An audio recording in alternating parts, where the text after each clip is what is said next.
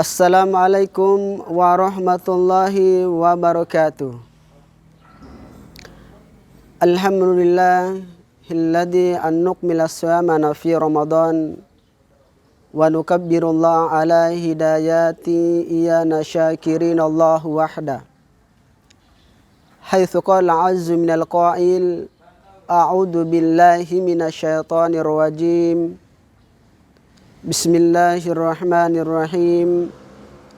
Walitukmilul iddata walitukabbirullaha ala ma hadakum wa la'allakum tashkurun. Nahmaduhu wa nashkuru wa natubu ilaihi wa nastaghfiruh. Na'udzu billahi min syururi anfusina wa min sayyiati a'malina. Man yahdihillahu fahuwal muhtad wa man yudlil falan tajida lahu waliyan mursyida. Asyhadu an la ilaha illallah wahdahu la syarikalah wa asyhadu anna Muhammadan abduhu wa rasuluhu wa safiyuhu wa khaliluh. Allahumma salli wa sallim wa barik ala hadan nabiyil karim wa ala alihi man ihtada biyadi wa da'a bi da'watihi wa jahidu bi jihadin ila yaumiddin. Ikhwatal iman, kita bersyukur pada Allah Subhanahu wa taala karena pada kesempatan yang mulia ini Allah Subhanahu wa taala telah memberikan kita kesempatan, kesehatan, panjang umur sehingga kita kembali untuk bertemu bersama bulan Ramadan yang mulia ini. Salam serta taslim tetap tercurah kepada baginda Muhammad sallallahu alaihi wasallam sebagai tokoh teladan, sebagai tokoh panutan di mana Rasulullah sallallahu alaihi wasallam telah berhasil mendobrak pintu kejahiliaan dan membentangkan sejadah keislaman. Sehingga pada kesempatan ini kita masih dapat menikmati hasil dari perjuangan Rasulullah sallallahu alaihi wasallam.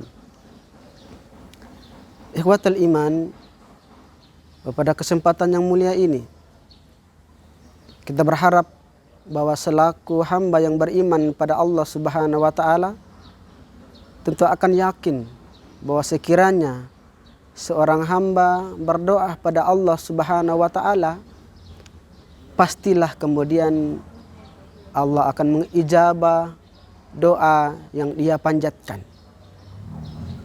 Sehingga menimbul sebuah kisah. Ada seorang ulama besar yang bernama Al-Imam Al-Faqih Abu Lail. Pada suatu hari ia berjalan-jalan ke kota Bashrah. Pas di pertengahan jalan ada segerombolan orang di pertengahan jalan, kemudian mereka kepingin untuk menghadang Al-Imam Al-Faqih Abu Lail. Penghadangan mereka terhadap Imam Al-Faqih Abu Lail, mereka bukan kepingin untuk membunuhnya, bukan kepingin untuk merampak hartanya, tapi mereka menghadang Al-Imam Al-Faqih Abu Lail kepingin mengajukan sebuah pertanyaan kepada Al-Imam Al-Faqih Abu Lail. Mereka berkata, "Wahai Al-Imam Al-Faqih Abu Lail, kata Allah Subhanahu wa taala, kalau kita berdoa kepada Allah, Allah akan mengabulkan doa kita. Tapi toh ternyata kami sudah berdoa pagi, sore, siang, malam, ternyata doa kami belum dijawab oleh Allah Subhanahu wa taala. Itu kenapa?"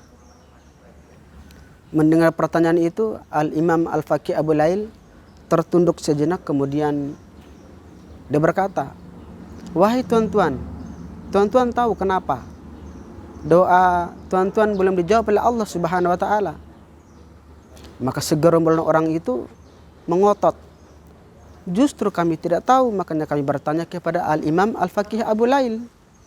Jika sekiranya kami sudah tahu, ngapain kami bertanya kepada imam?" Maka seketika itu Imam Al-Faqih Abu Lail menjawab, hati tuan-tuan itu mati.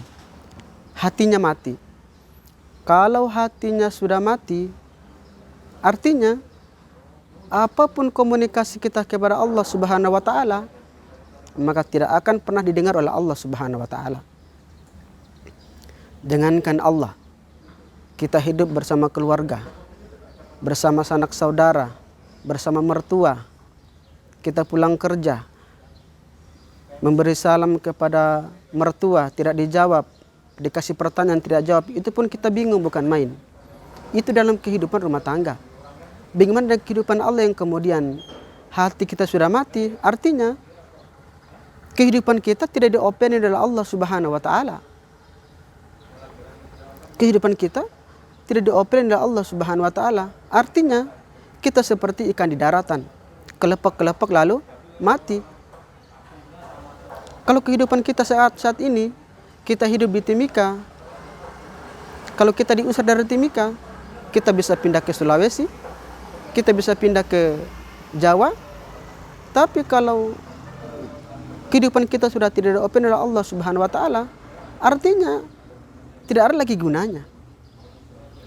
Dengan demikian, maka perbaikilah hati. Oleh karena itu, ketika hati kita murni, hati kita jernih, apapun permintaannya, kita melakukan hubungan bersama Allah Subhanahu wa taala, minta doa padanya, minta bantuannya. Kalau hati kita murni, hati kita bersih, pasti Allah Subhanahu wa taala akan mengijabah doa kita. Kemudian apa penyebab hati itu mati? Yang pertama adalah kata Imam Al-Faqih Abil kepada segerombol orang itu mengatakan, araftumullahu walam tu'tu bihaqqa. Kamu kenal betul kepada Allah, kewajibanmu untuk menyembah, haknya untuk disembah, kamu tidak lakukan. Itu yang menyebabkan hati tuan-tuan itu mati. Oleh karena itu, sebagai hamba yang beriman pada Allah Subhanahu wa taala, kalau sekiranya kepingin hati kita itu murni, pingin doa dijawab oleh Allah Subhanahu wa taala, lakukan dua hal. Yang pertama adalah ibadah pada Allah Subhanahu wa taala dan baca Qur'annya. Oleh karena itu yang membuat jaringan kita dengan Allah Subhanahu wa taala agar berfungsi. Lihat saja HP. Kalau HP, bagaimanapun mereknya, sehebat apapun modelnya, sehebat apapun mahalnya, tapi kalau tidak ada jaringannya, maka tidak ada lagi guna itu HP. Begitu pula dengan Allah. Kalau jaringan kita baca Quran putus, ibadah kita putus, maka jangan harap apapun doa kita tidak akan dijawab oleh Allah Subhanahu wa taala. Mudah-mudahan di bulan Ramadan ini senantiasa kita menjaga dua hal itu, ibadah pada Allah dan baca Qur'annya. Mudah-mudahan kita senantiasa apapun yang kita minta, apapun yang kita harapkan, dijawab oleh Allah Subhanahu wa taala. Mungkin itu saja dari saya. Semoga dengan singkat ini ada manfaatnya. Sama akhir dengan sebuah syair Arab mengatakan, wa kalajur al jari saifun walabur liman jarah lisan. Masih ada harapan sembuh bila pedang melukai tubuh, tapi kemana obat hendak dicari bila lisan melukai hati. Assalamualaikum warahmatullahi wabarakatuh.